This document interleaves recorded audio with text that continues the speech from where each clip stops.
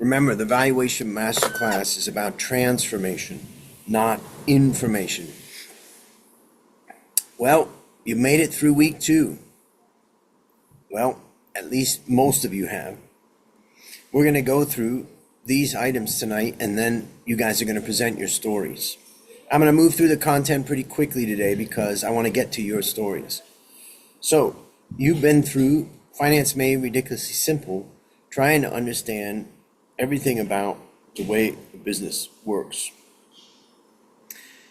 You've learned about all kinds of different areas, including different industries and the like. That Finance Made Ridiculously Simple class is trying to help you make a transformation in the way you see finance. So, let's look at your weekly notes. Excellent. I like it. That's good, one at the upper right, buybacks, negative equity, and the like. That's good. Look at this person, really good with their color coding. Impressive. Okay, that's probably more the way I think, like taking notes like that.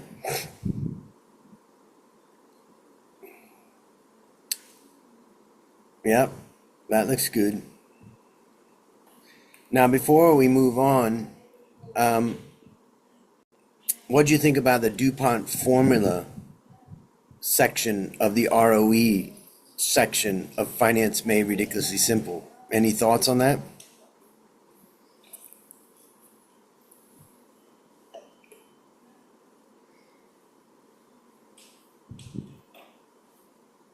Pop quiz. For those who watched it, So, what I'd always heard of like DuPont formula, but I'd never really knew it was like when you look at it was like the ROO. Well, as I then the ROI formula is something. Well, I grew up learning here in accounting, and how it came about is actually quite fascinating, to be honest. And the fact that it didn't even come from the accounting field to be more specific, but from an engineering perspective. And it's really fascinating how the world of finance works.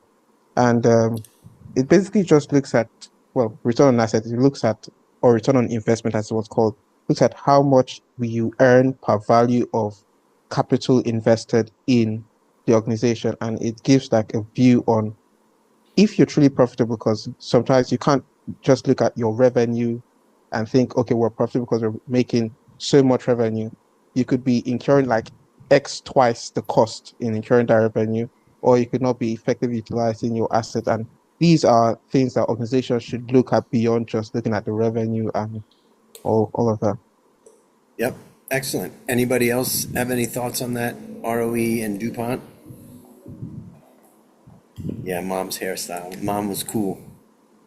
She still is.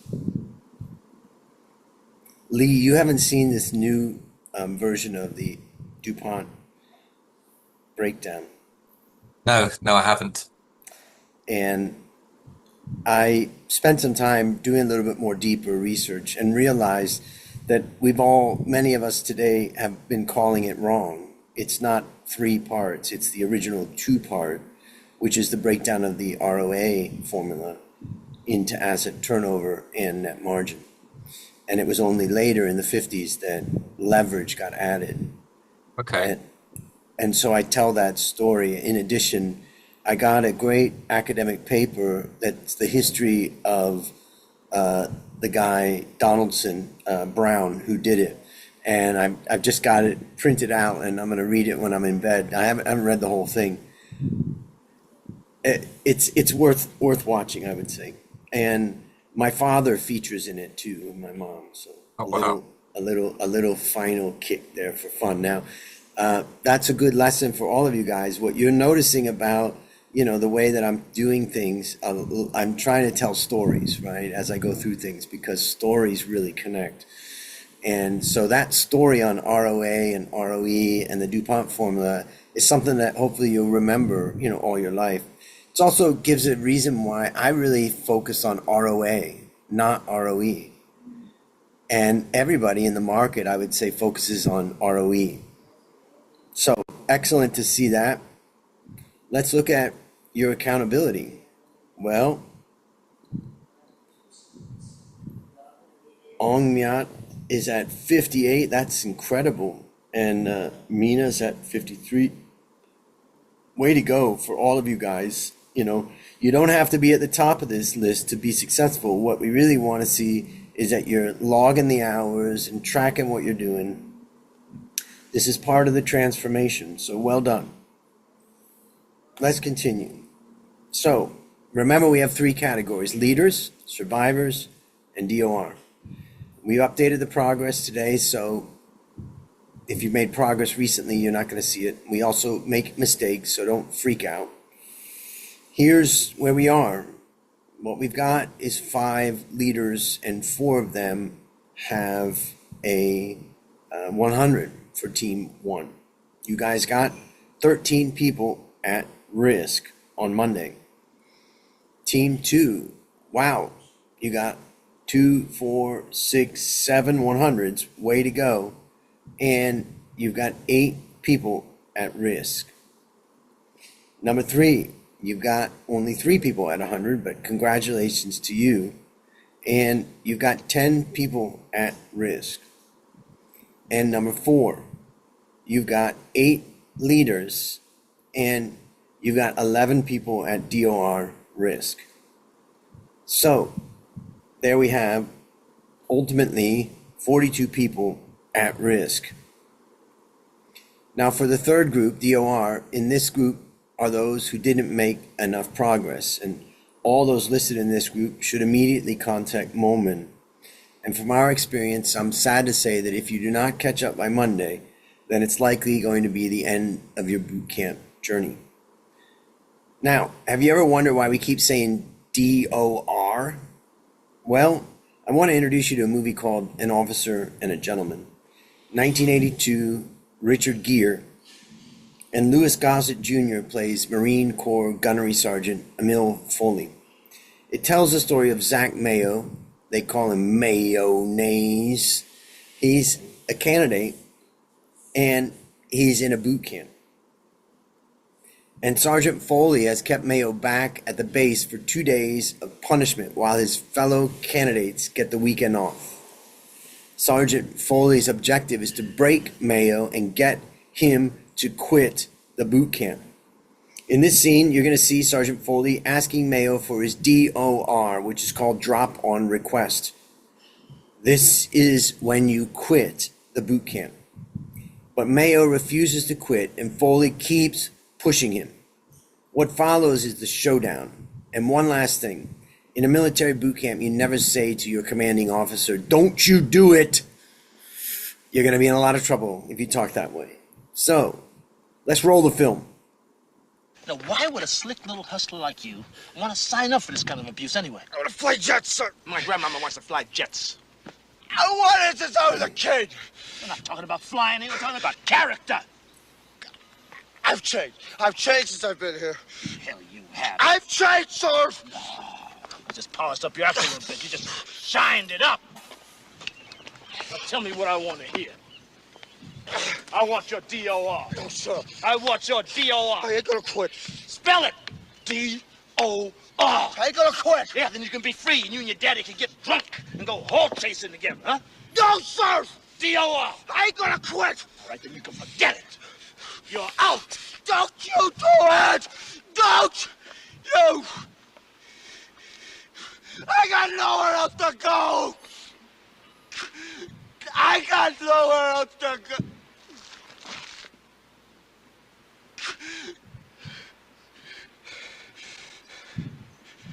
I got nothing else.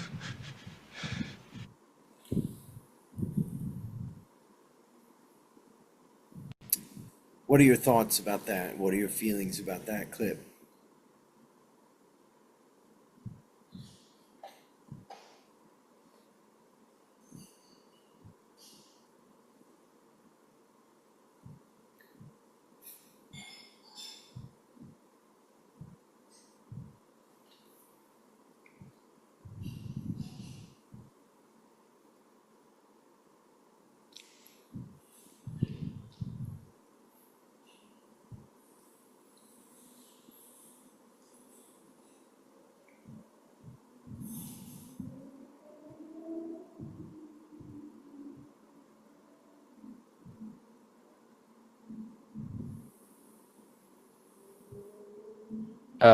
personally, I think that I don't know, maybe some people could relate to it.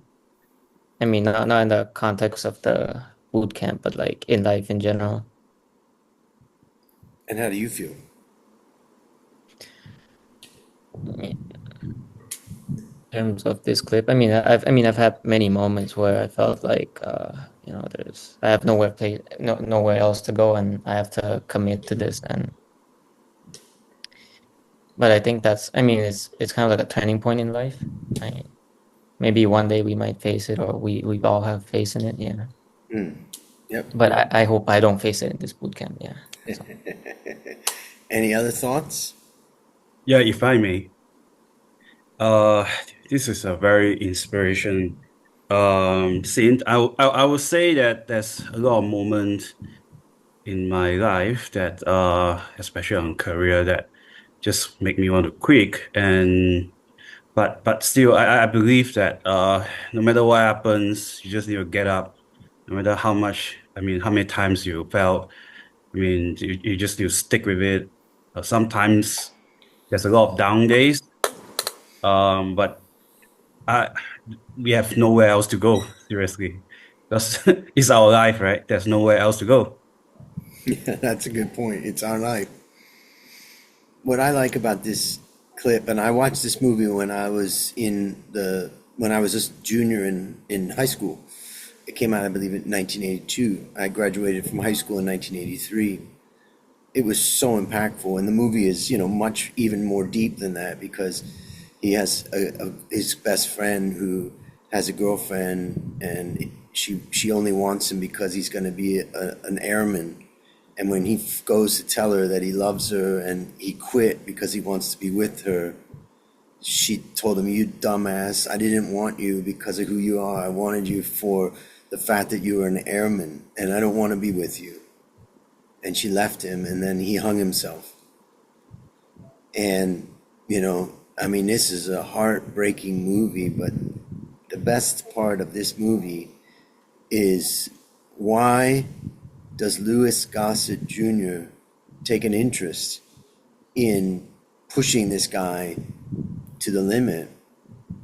That's what's so fascinating about it. And basically, his commanding officer is one of those rare people that come along in our life that really make a difference. And I hope that one of the lessons you can look for in this is that when you find the people in your life that really kick your ass, and they're honest with you, and I believe that those people are the ones who are added the most to our lives. I look at some of the great teachers and other people along the way, coaches and the like, and I think I also want to say, for each of us, that how are we going to be that person in our lives that pushes people, not to a point of insanity or something. Life is not a boot camp, but how do we not let people get away with things and help them realize, I gotta take this seriously? And I think I take inspiration from this in the boot camp. And when I say that it's about transformation, when I see that movie clip, I think about being at the bottom in your life. And some people are not at the bottom in their life, and they're rising, and that's great. But there will come a time, when some of us will hit a bottom. And my bottom was with alcohol and drug addiction, and I didn't have anywhere to go, and it was extremely brutal. And I had to surrender at that moment. And that point of surrender and giving up and following the guidance of the good people around me brought me to another level. And so I understand totally when he said, I've got no place left to go. And so it really has a strong meaning to me. Last thing is, those two guys are, of course, the greatest actors. And what's famous about this scene is that most of what Richard Gere said was all ad lib. He just made it up as he went along. And so it's incredible, the performance of those guys. So anyways, that's why we call it DOR. Now you know. So,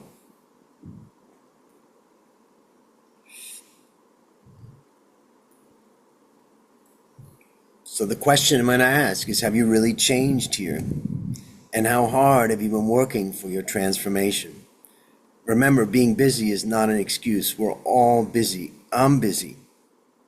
This is what happens when your habits fail you. You now, of course, I want you to pay attention and listen up. There's only one thing that separates the people who quit from the people who win. It's not talent, it's not luck, it's discipline. It's the winner's code. And ultimately, what separates those who improve every week, not just in the boot camp, but in life, is the winner's code. Let's just review. Be reliable. Keep your word and deliver every time. No excuses. Be proactive. Don't wait for directions. See what's needed and take action. Be coachable. Seek feedback. Apply it fast and keep improving. Communicate clearly. Say what you mean simply and respectfully. Pay attention to details. Check your work. Fix mistakes and take pride in quality. Stay calm and positive. Be steady under pressure and lift others with your positive attitude. Be a great teammate. Support others. Share credit and strengthen the group. And plan and prioritize. Know what matters most and focus your energy there. And get tough. Stay disciplined. Keep moving forward when it gets hard. And as we talked about at the beginning, take care of your body. Protect your energy with rest, food, and movement. The Valuation Masterclass is about transformation. It's way beyond information. So let's talk about a life lesson. First place yields much higher rewards than second, yet it is only slightly better. The gap between first and second place is tiny, but almost all the rewards go to the winner. Life is winner takes all. So where possible, win. The rewards will be worth the effort. Now, you think winning is optional. Well, the idea isn't just theory. People who compete at the highest level know exactly how brutal the gap between first and second really is. Here's Gerard Lopez, the man who now owns McLaren Automotive. Listen to what he says about the difference between first, second, and third. So who do you think was the most profitable car manufacturer of last year? Mercedes was in fact third. Now first was Ferrari. Ferrari made 92,369 euros profit per unit sold. Now this is where it gets interesting. Now Tesla came in second and they only made 9,684 euros profit per unit sold. Third was Mercedes with 7,135. Now look at the difference between first and second is a major gap. Now you probably asked about Lamborghini, who's sold out for the next 3 years, and Porsche, who are renowned for making a lot of profit. But these fall under the VW group. And the average came down for the whole group of only 2,677 euros profit per unit sold. So it goes to show that's actually more quality over quantity. So let's win. So the second week was much more intense than the first, but as you can imagine, week 3 is going to be tougher. You're going to continue your work on Fastenal. You're going to learn how to create a revenue breakdown. You're going to learn to write more detail for your first story point. You're going to learn about the importance of consensus estimates and how to build a consensus slide. And you're going to forecast Fastenal's P&L using your story and assumptions. So you're going to learn how to forecast the rest of the P&L and then move on to current assets. And the material will be more advanced compared to week 1 and 2. You're going to learn to create a revenue breakdown just like this. And one important skill as an analyst is to write short and precise paragraphs. You're going to practice this by writing the revenue breakdown of Fastenal. You're going to learn how to write more details about the first story point, because good analysts are good with numbers, but to become a great analyst, you need to master the art of storytelling. And you're going to learn about the importance of consensus, and you'll get this consensus slide so that you can understand what's happening. It is helpful to see how other analysts look at your company. And of course, you're going to forecast the P&L of Fastenal using the model that I created. A lot of people come to the Valuation Masterclass Bootcamp and say they want to learn Excel modeling. And I basically tell them, I don't teach modeling, but I'm going to let you drive my model. And my model is like a Ferrari. So you're going to ride it as fast as you can around the track. So remember to review our checklist on how to forecast the P&L items. You'll see these as we go along. They're under profit and loss. At the bottom left, you can see profit and loss statement, and then you'll see checklists on the learning platform. So I just want you to see what your reports need to look like, and they need to be better. We want each student team, each group to be better than the last one. This is Takon, and his report was exceptional. His report was on FedEx, and here you can see his conclusions that he's come up with. And he's got a 43% upside. You can see the share price has come down quite a bit at the time. This is his 3 points that he comes up with, and this is his discussion of the industry. And then he looks at the quarterly results. This is what you're going to do, but you're going to do it even better. He looks at the consensus and makes some conclusions. Then he's created a great revenue breakdown so we can understand the revenue structure. He goes through the 4 elements. These are FVMR, which is what I've developed, how to look at a company. And then he also applies the world-class benchmarking scorecard, which you're going to learn more about both of those tools. I developed this to allow us to compare any company against its global peers. Then he has his profit and loss forecast, balance sheet forecast, some ratios, and then a free cash flow forecast that he talked about when he presented it. Then he looked at some relative valuation. In this case, it's price to book, and then PE. And then finally, he comes up with his target price based upon a free cash flow valuation. He did a sensitivity analysis to understand what happens if gross margin changes in this case. And then he also outlined what are the key risks. So before we get into your stories, that's what you need to beat. That was an excellent report by Takon, but I believe you can do better. You have access to it. You'll get it in this PowerPoint when we share it. And you've got to go through it and understand what he's doing. Now, the good news is that we're going to take you step by step through that so that you are going to create that same thing. But the key thing is you've got to structure your arguments and all that. And that's the reason why we start the whole process with tonight's thing about presenting your 3 key stories. And so I think we are ready to go. Momin? Yes. Do you want to start with revised industry page or stories Yeah. right away? Let's go to the revised just quickly.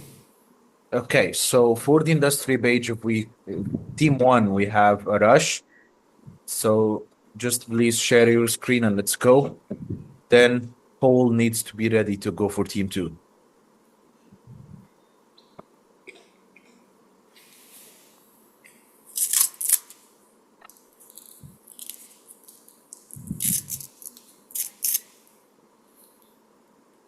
I didn't see. Is there a rush here? I'm looking for him. Why don't we go with Paul? Yeah, let's go. Then team 3, Penacon needs to go next. Yeah, give me a while. I'm preparing the slides. Hopefully you're not writing it. I just started writing. Yes. Just kidding.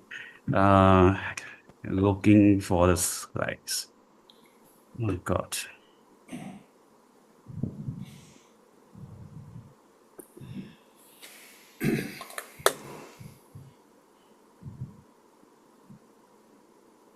Yeah, Takon's work is excellent.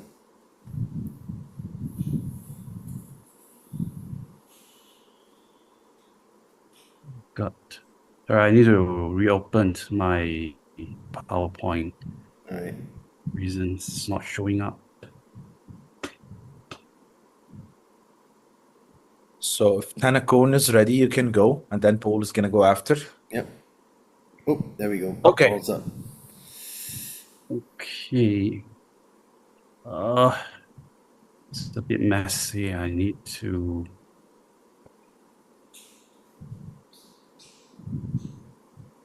Wait. Yeah, so this is the newest one.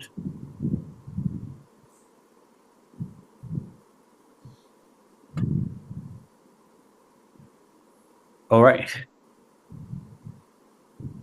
We don't see it yet. Oh, is it?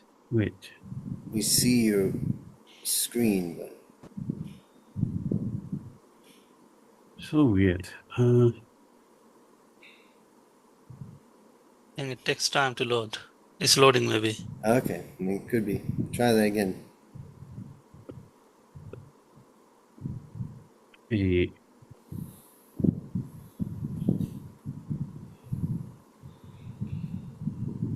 You see it? Yep, we Yeah. see it now. Go for it. All right. So hi everyone. So thanks for being here to listen to my briefing on the background of the industry. So the industry that we are looking at is capital goods, which is a backbone of the global industries. This industry provide manufacturers with the goods and equipment to produce their products. The industrial distributors sub-industry plays a role in supplying, maintenance, repairing, and operation, which what we are calling it as a MRO, productions to keep the productions and manufacturing running. The US market is led by a few major players like Ferguson's, which has a $50 billion market cap, Fastener, which is in second, $47 billion in market cap, and Granger on the third, which is 48 billion in US dollar market cap. So the this smart excuse me. So what happened is that the smart technologies that's presenting an opportunity even in a very soft PMI environment. So if you look at the ISM manufacturing PMI data, you can see that there's some softness in it. So it fell to 48.7 in October 2025, below the manufacturing economy break-even line, which is 50.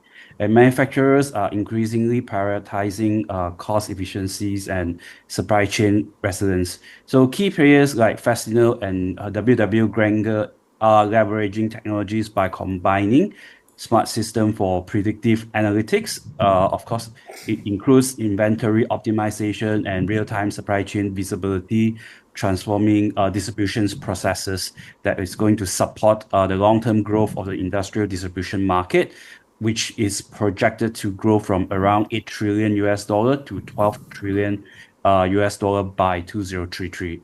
And another key factors is reshoring is gaining momentum. 47% of OEMs are involved in reshoring and 16% are considering doing it. So the key drivers include proximities to engineering, lower freight costs, and reduced geopolitical risks. With smart technologies and reshoring, it could drive the sector growth in the next phase. So that will be all my presentation. Thank you, everyone. Okay, good. Now, can you see how much better that is from last week? You know, it looks great. A couple of things. At the bottom left-hand chart, what is the line? What is that's representing? You got three lines for Ferguson, Fastenal, and GWW. What is the line representing?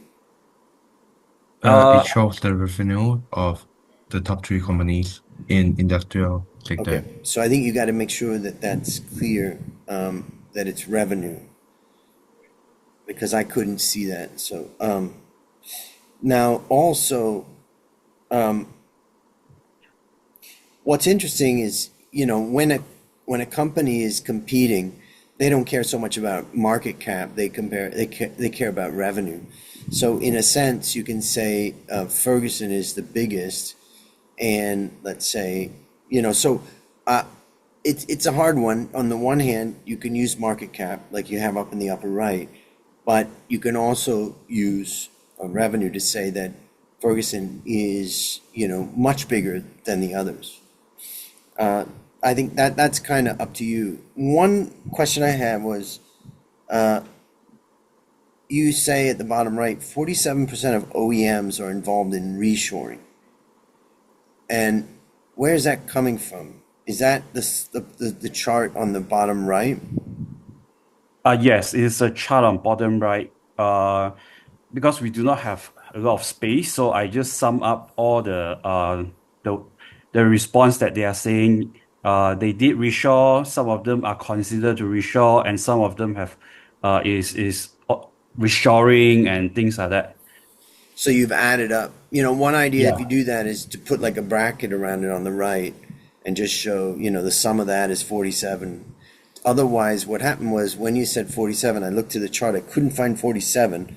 I could find 16, which was the fourth one down. So anyways, you know, that's just one thing to do. Otherwise, you can distract people.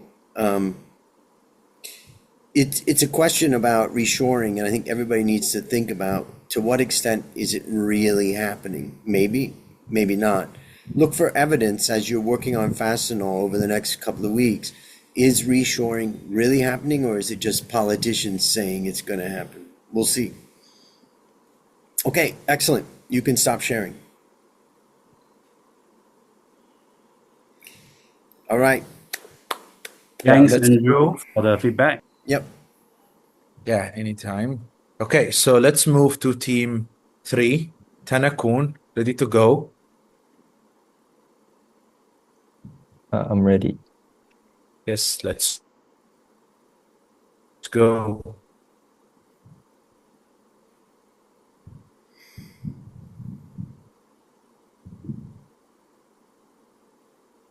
Go.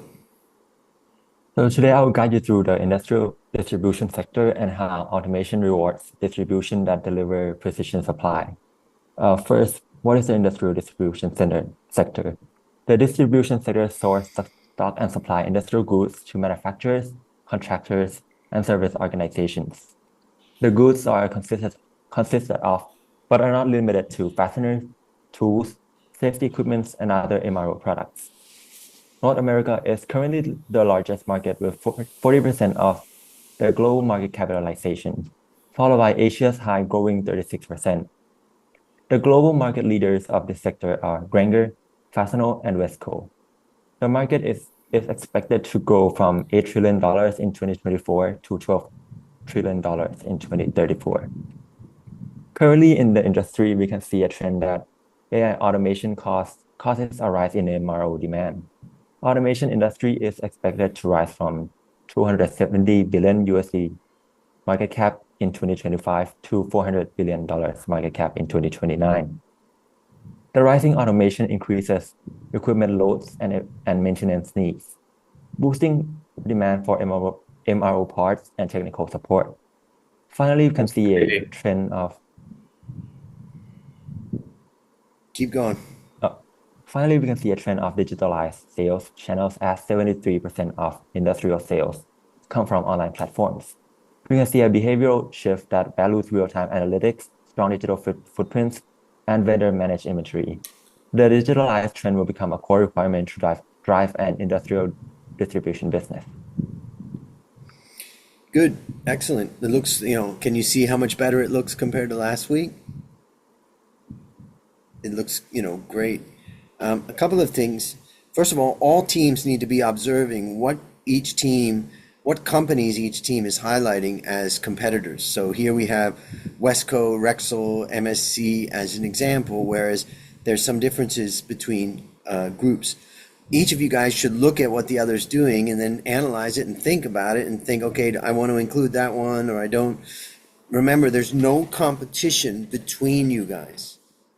So don't hesitate to take from each other, ask each other, you know, where'd you get that type of thing. That's okay. I like how clean this looks. Like the sources look great. The coloring is standard. I love that. One of the things that I don't like about the bottom right-hand chart, first of all, it's kind of a boring chart. It could almost represent any company or any industry, but you know, it shows that it's growing, and that's what the title is. It's growing. It keeps growing. It doesn't really give any value, that title. Why does it keep growing? Is it high growth? Is it low growth? Is it accelerating? Is it slowing? So just try to, if you use that chart, then just try to get a better title for that. Because like the title above is good, like dominate with scale and superior profitability. Yeah, more robots, more MRO, which brings me to the next one. Your first reference to MRO, I believe, is in the first paragraph, fourth line down, right? First paragraph, fourth line down, it says tools, safety equipment, and other MRO products. Yes, sir. Your audience may not know what MRO means, so on your first reference, you may want to write it out. Okay? I think that's it for right now. That is a good job and a major improvement. So well done. I want to keep us moving. So Moment, I think maybe we can switch to the stories now, because those both are excellent. Okay. So Really I impressed. bet, yeah, the others were great yesterday. Okay. So we can keep moving. So for the stories, let's move to team 3 first because we might lose Passimon. So Passimon, let's go first with you. And yep. And we've got Lee and Moment and everybody else on. You guys feel free to speak up, but let's keep it short. I won't say as much as I just did in the last one, so go ahead. My name is Paswan Pashosawan. I'm here to present the 3 key stories for Fastener Company or FAST. Story 1. High switching costs keeps FAST business. FAST is one of the pioneers in industrial distribution. It has the first mover advantage in on-site locations, and it can leverage its cultivated customer relationship and grow more. Story number 2. On-site locations lead the way for FAST. FAST is increasing its on-site locations and vending machines. And on the way, they're decreasing its public branches.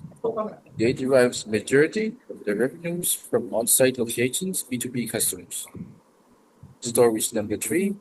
FAST has successfully gone digital. They have invested and developed multiple business and digital tools to improve their own operations. Their personal managed inventory programs is a suite of digital tools that developed by them. 60% of FAST revenue flows through the use of digital tools. This is the end of the presentation, and I regret I did not put that this company is fast and furious. What is your back? You keep sharing if you can, and we'll give you some feedback. What is your background? What did you study? I am the school in bachelor and master degree as a civil engineer, but I have spent the rest of 11 years as the industry analyst at Frost & Sullivan. Okay, excellent. Can you share your screen again, just so we can? What the main thing? I'm just going to give you some brief feedback, and then the team will give you more. But one of the risks of this type of presentation is that it's a lot of statements that we have to kind of believe, right?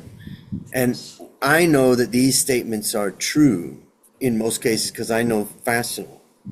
But you have to think that your audience may not know that, and they're going to demand some sort of evidence.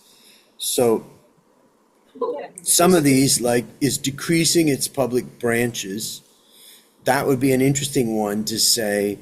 5 years ago, they had 1,000, and now they have 400.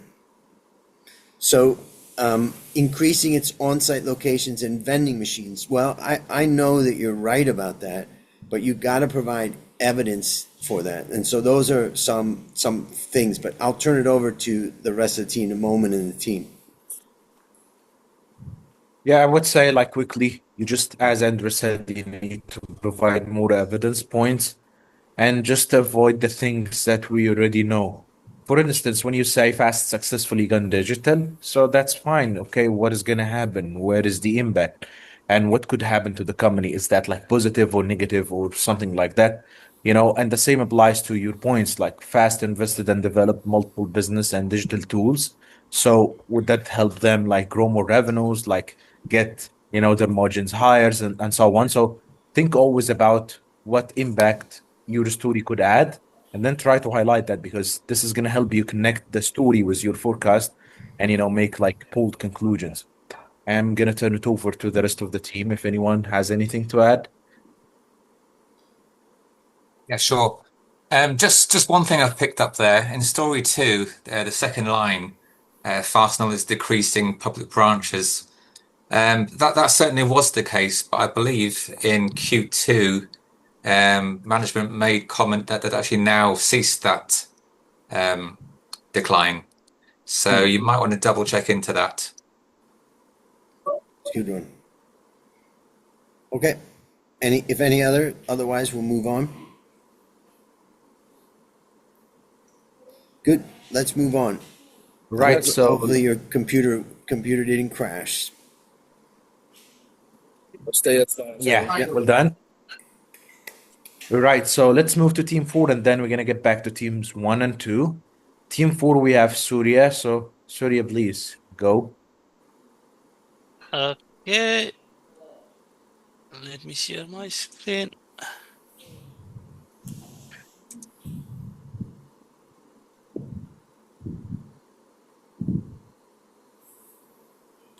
Can you guys see my screen? Yep. Okay, first of all, I haven't applied all the changes you suggested yesterday. I'm really sorry for that. I'm working on it. And will apply the changes what we have recommended yesterday. Now let us get into the story now. It shows strong growth outlook due to digital transformation in the distribution industry, and it is estimated valued 11 trillion by 2030. And the digital transformation is one of the leading factor, and Fastenal has a competitive advantage. The reason is they have already FMI system, and another is self-vending machine, self-vending system they already have. And high touch, high tech is the customer relationship management approach, and this is the key differentiator for them.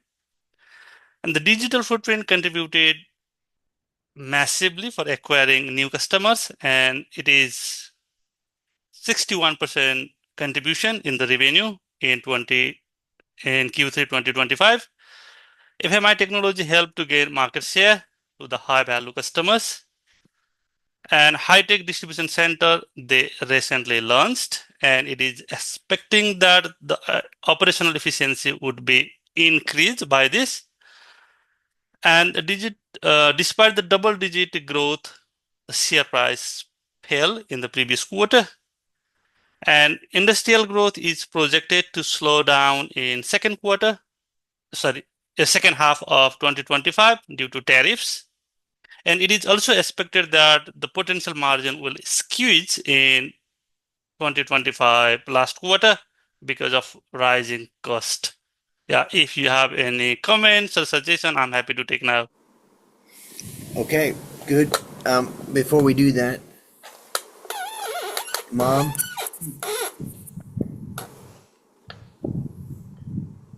Remember Lee? There's Lee right there. He stopped by. There's Momin and everybody in the team. You can't see them all because we got a screen showing. But you want to say goodnight to them?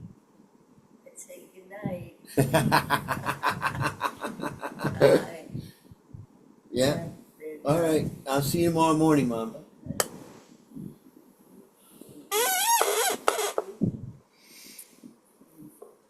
She's all smiles tonight. We're going to take a trip to the north of Thailand, so she's really excited. Oh, wow. All right. Yep. Okay, a couple of things here. One of the things that you got to be careful about is you got to make sure you're not talking about old news. Now, and when you use buzzwords like digital transformation, which I remember, 15 years ago, one of the banks in Thailand said, we're going to do digital transformation, it's kind of old news. But that doesn't mean it's not the story, but you're just going to have to break through the buzzword and make sure we understand exactly what you're talking about. Also, that first story I wasn't 100% sure at the beginning of whether you were talking about digital transformation at Fast customers or digital transformation at Fast. So you need to make that super clear also. And a couple of other little things. You know, generally in this type of stuff, I want to focus more on the operations part of the business rather than the share price. And so, you know, although you're not totally talking about the share price, I just think leave the share price out of it. Focus on the core operations of the business. That's probably most important. So those are some quick things, but I'm going to open up to the team. Right, so a couple of points over here. As I told you yesterday, I think you haven't had time to do it, but just don't get caught about the past. So I think you were consumed about what the company is saying, and they are saying we're doing this, that's good, and we achieved that, we did that, and so on. So all of what they did and all of what they planned and so on is already in there in the share price. So when you just report that, you're not adding any value. Just focus on the things like your role is to find the uncovered and also, to forecast the unexpected. That's why, you're here and that's how you're going to gain money. So just focus on the things like any catalyst, any hidden thing that the company is not saying, or maybe something between the lines that they said and you find interesting that could, help the company gain something, or maybe would be negative in some way and so on. That's what you need to think about, not what already happened, what they already did, and so on. If you guys have anything to add, please go ahead. Yeah. So the story number 3. So the share price actually fell 5% when last quarter's earnings came out. It was a reaction to earnings per share forecast missing consensus. So you might want to perhaps have a look into what was going on behind that. Were costs increasing? Revenue came in line, earnings per share was short, and the market reacted. So if you want to use that, maybe dig deeper, find out what was that all about, and what future implications are there for that. Have a look at the margins. Yeah, really good point, Lee. Yeah, I will definitely. Okay. Good. All right, let's go.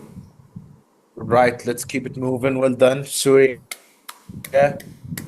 So last two are team 1 and team 2. We will go first with Menna from team 1 and then move into team 2 with Riches. So let's go, Menna.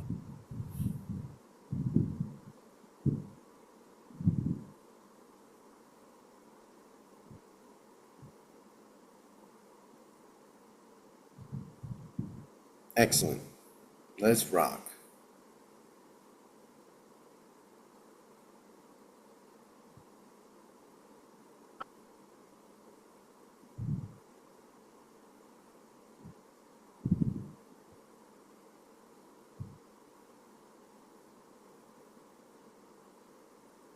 You can see everything? Yep, go for it.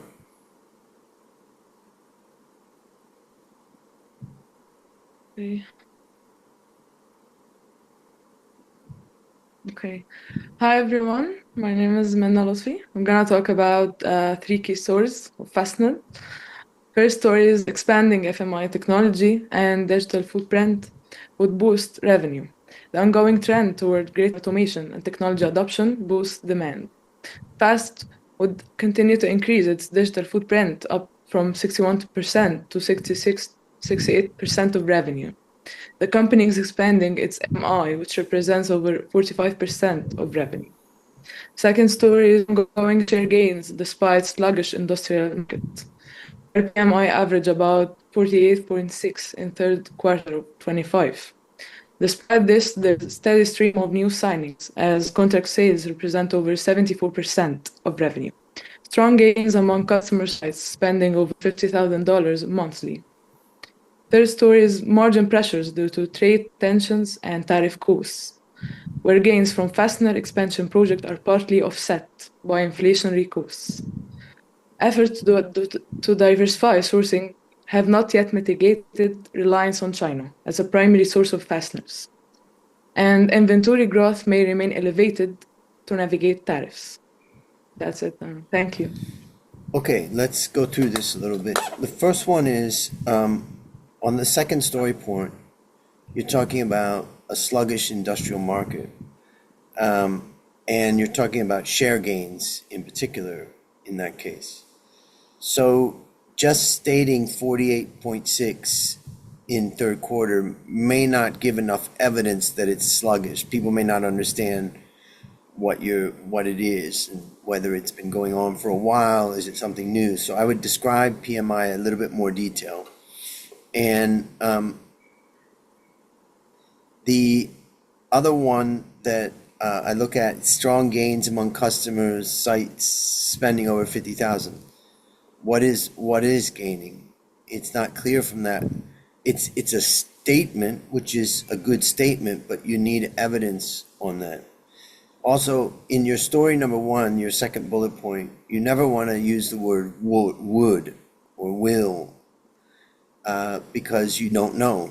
You know, it's possible and it's likely that it will, but so you want to say Fast should increase its digital footprint as an example. And then I was interested in story number 3, margin pressure and from trade and tariff. And then you mentioned inflation as your first evidence point. So I think some people will connect trade tensions and tariff costs to causing inflation, but I'm not exactly sure how to interpret that second or that first evidence point. And so that's one that, and also Fastenal may be in a pretty good position to deal with that compared to its competitors. So those are some thoughts. I'll turn it over to Moment. Just a couple of more things. You might be running out of space over here, but when you start writing as a paragraph, maybe you need to think about okay, you said steady stream of new signings and so on. So think about how many customers, how many new customers they can maintain. Also, if they could just, maintain the current ones or increase new customers and so on, even when the market is sluggish, as Andrew said. So try to prove more about this point, and also raising their customers and so on, and also try to tie it to your revenue, not only to the market share. So if they could just increase revenue growth out of that and so on, it would be great. Because if I can secure more customers and maintain my current customers, then means more revenues. But might be your margins are going down, so it's going to be a game of increasing revenues, reducing margins, and so on. So I think you can just dive deeper into that. Lee and the others. And before Lee goes, just one other thing on story 1.2. At the end of it, you have something, abbreviation, REV. No need to do an abbreviation if you have space to write out the full word, which I believe the full word is revenue. And on 3 occasions you do that, so just write it out. Okay, Lee? There wasn't enough space here. Yeah, okay. I would suggest in story 3, the tariff costs is interesting. If you have a little look into that, you can see that in Q2 they were able to pass on the costs in their entirety to their clients. In Q3 they have seemed to hold back a bit, and they haven't fully passed on the costs.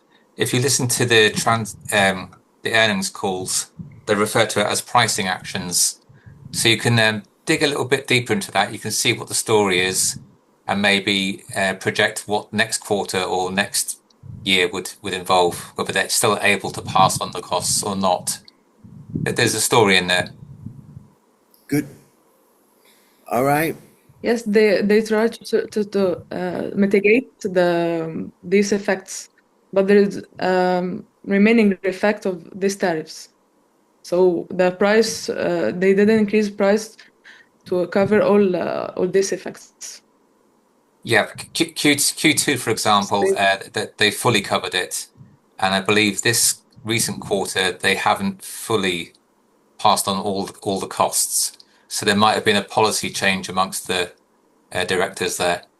And if this is a key story, which it can be for sure, it's an exciting one to look into in more detail, because you could be somebody that says, I think their margins are going to come down, because of this, and it's going to be significant. Whereas someone else may say, no, I think margins are going to stay flat and they're going to offset it. So that's a great point of difference. So dig in deeper. Excellent.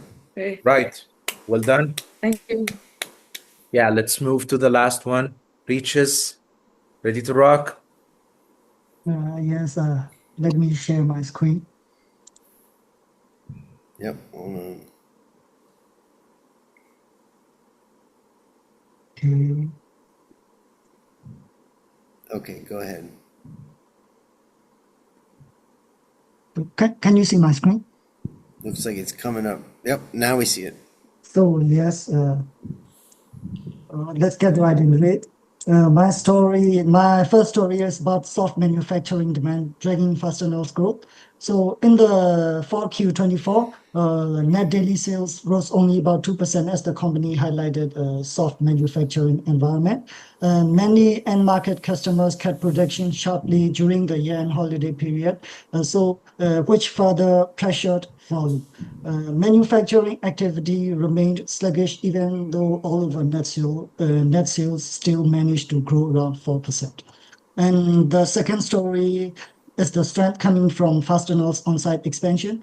The company had approximately 1,986 on-site locations as of September 24. These sites are placed directly inside large customers' facilities, and they are the key part of Fastenal's customer integration model. As the number of high-spend on-site accounts grows, the company continues shifting its revenue mix toward more recurring and stickier demand. And the third story is about margin resilience supported by digital innovation, digital inventory channel. So Fastenal's digital footprint reached about 62% of total sales in the fourth quarter of 2024.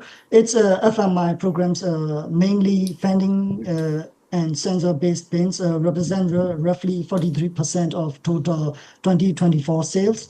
These tech-enabled inventory systems hence customers reduce waste and ordering time, which increases retention and supports Fastenal's operating efficiencies over the long run. So I think these three drivers, softer manufacturing, strong on-site penetration, and rising digital adoption, it's shaping the company's forward outlook. What is the latest quarter that the company has announced? Lee, you know that? Yeah, Q3 25. Yeah, Q3 25. Yeah, so this is too old, man. You don't want to go out there with fourth quarter, and something may have changed, so you need to just update those numbers. But let's go with that for just a moment. I want to talk about story 3. Digital inventory channel boosts margins resilience. I'm not sure what does that mean? Does that mean margins going to go up, flat, or down? What would you say? I think it's going up. Okay. Now, there's 2 reasons why that you've got to really work hard to defend that. The first is it already has a super high margin, right? Very high margin business. And the second thing is, if digital is critical, it already has 62% of sales in digital. Could it go to 64 possible, 70, 80? Most of the gains from digital may already be in there. And so you have to, make sure that this really is going to have that impact. So that was one of the things that I was looking at. And I had some other things, but I'm going to turn it over to the team. So go ahead, Moen. Yeah, so for the third story also, I couldn't see the connection between the margin resilience and, what you said, like the evidence points. In the evidence points, you said digital footprint, although like those information are old, fourth quarter, and also up above in the second one, September 2024, first one, fourth quarter 2024. So all of these like happened long ago. But the thing is, you haven't mentioned in the third story about, okay, if like digital footprint, like their digital platforms or FMI is like a high margin business, so that they might be shifting the revenues to that to gain more margins, even though their like gross profit margin is 45 right now or something like that. So they might get higher. So just focus on the connections between your conclusions and also your evidence points. The same applies in the first one. Soft manufacturing demand drags growth. Like what growth you're talking about, and it's dragging it down. Is it like revenue growth or something like that? But then when I looked at it, I didn't see, like strong evidence about, okay, which growth is gonna be dragged down, and also, what is the force dragging it down. So mostly most of your stories, you sound sometimes negative, you sound sometimes positive, so I cannot pick a side. So always try to highlight, okay, that's good, that's bad, and then go with it. Yep, Lee and the excellent. others, Thank you, Mom.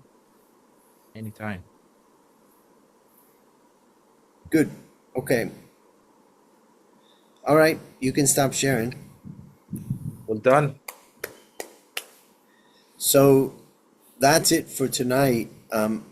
First of all, you can see that your industry pages looked a lot better. And now you're kind of focusing in on, what people need to know about that industry. The second thing is that I want you to remember the structure of what I taught at the beginning of this week, which is what I call the peso structure. But we just focus on the P and the E for right now, and that's what's your point and what's your evidence.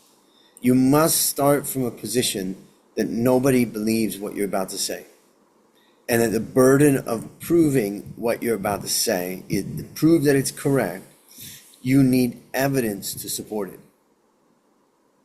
And so really look through your evidence points and make sure they tie directly into that story, right? That's the key. We start with bullet points because I don't want to waste a lot of time writing stuff if we haven't structured the argument to be clear and simple and powerful. And now today you're on the road to getting closer to that clear and simple and powerful. So well done. All right, Momin, you have anything you want to say before we wrap up? Yeah, once I saw like the last story when he was talking about like margin resilience. And then the prior one, Minna talked about margin pressures. I remember the first Tuesday when I told you guys you're gonna be covering the same company, and then someone came out and said, oh, so we're gonna do the same report, same recommendation. So I told you you're gonna have different stories, different conclusions, and everyone will come up with his own ideas. So I just remembered that, and I wanted to highlight that everyone has his or her own mind. So you're gonna come up with like different conclusions. So well done, guys. Yep, excellent. All right, we're going to close out tonight's session, and I'll see you guys on Monday. I'm going to do office hours for just a little bit, and then after that, we're going to wrap up. So if you got a sad Friday night, you don't have a beautiful wife or husband or boyfriend or girlfriend, and you got time to ask a few questions or listen in, feel free to. But otherwise, feel free to take off, and then we'll see you on Monday. Thank you, Andrew and team. Thank you very much for your time. Yep. That's good. Friday night. Hopefully people are going out, not sitting around asking us questions, right, Momin? All right, any questions? Feel free. Otherwise, enjoy the Friday night.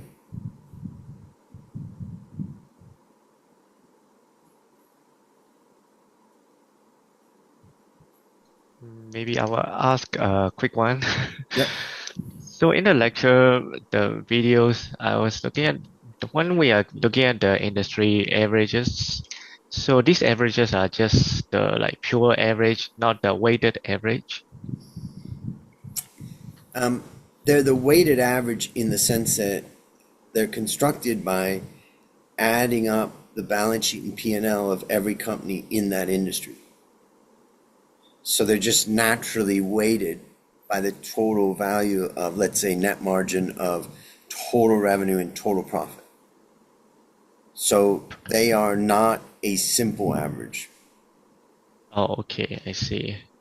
Yeah, they're just naturally weighted, and that's by just adding up, as opposed to taking, let's say, the total, let's say, revenue of each company, and then calculating the percent that that company's revenue is of the total, and then multiplying that small number times the growth rate of that company, or that company, and then summing that up. That's one way to weight it by, let's say, revenue in this case. But in this case, I don't need to do that because I already added them all up. So it's naturally weighting them.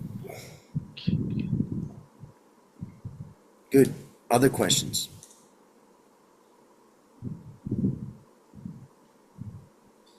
Hello. Yep. I want to ask where you can find data on market share. I don't know if it's because of my country or where I am, but finding like data to write the company background and to write like the just information about the markets, it was really difficult for me to find anything. And most of what I was seeing was asking me to pay. I couldn't even access Fastenal's websites, like it was blocked. So I had to rely on external places. Hey, I can't remember. Have we faced that problem before, Moment? Yeah, most of Nigerians face the problem of accessing Fastenal's, website, but it can be solved easily by using a VPN. So you can just, use a VPN and you can just access. So your first choice is to get a VPN and use that to get around any blocking done by your government. The second one is to reach out to other people in your team and ask them to help and tell them, I can't find market share. Did anybody find it? And then if you're using the VPN, it will help you then to be able to get to that and look at it. But there is no, it's hard to find, and free sources are really hard to find. So we can find revenue numbers of the companies and all that, but ask questions in your group. All right. Okay, I will. Thank you. Yep. Bye-bye. Bye.